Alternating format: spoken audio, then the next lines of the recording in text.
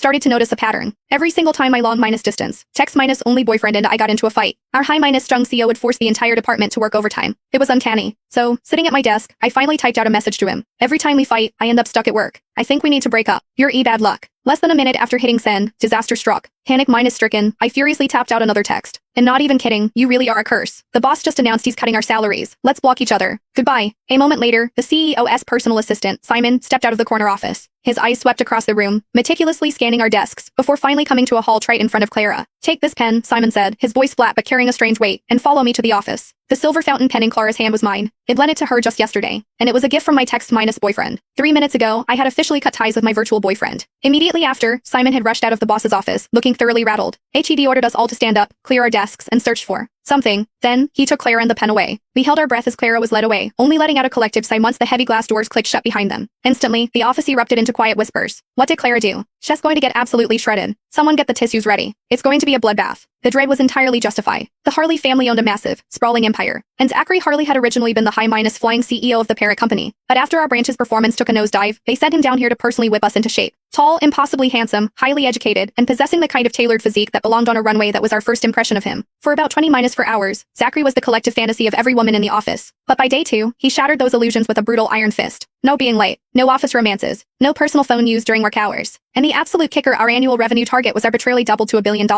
For context, we had barely scraped $500 million the year before. He was ruthless, treating performance metrics like a matter of life and death, moving through the office like a flawlessly programmed, unfeeling machine. People went into his office with forced smiles and came out in tears. If you did well, he expected better. If you fell short, he tore you to shreds without a second thought. He was our resident Grim Reaper. Under the crushing weight of this daily anxiety, I had turned to a coping mechanism, a secret online relationship. It had started as a complete accident. My cousin had gotten a new number, and when I went to add him on WhatsApp, I mistyped a digit. Surprisingly, the stranger on the other end accepted my request anyway. Assuming it was my cousin, I immediately fired off a barrage of random texts. The only response I got was a single question mark. Pissed off, I snapped back, what is your problem? Wanna fight? The stranger replied with another silent. A prickle of unease set in. I tapped on his profile picture and scrolled down. It was completely blank, no status updates, no photos, nothing like my cousin, who posted every single detail of his mundane life. My stomach sank. Oh god. Cringing, I typed, I am so incredibly sorry. Wrong number. Can I buy you a coffee to make up for it? I sent him a quick Venmo of $5. He immediately sent back 50. Intriguing. I decided I liked him already. After a few more exchanges, I realized there was something uniquely captivating about him. Despite never having met, we fit together with an ease that felt almost predestined. We didn't share names, photos, or occupations. We were looking for a connection of the mind, a sanctuary from our real lives. Eventually, we drifted into a relationship. Even without physical presence, it was understood that we belonged to each other. He was sweet, mostly, though he had a sensitive streak. HE'd get brooding like Wyatt if I took too long to reply, or if I forgot to text him goodnight. If I'd eased him too sharply, HE'd go cold. And every single time he went cold, Zachary Harley would suddenly order us to work late. It was the most bizarre, agonizing coincidence.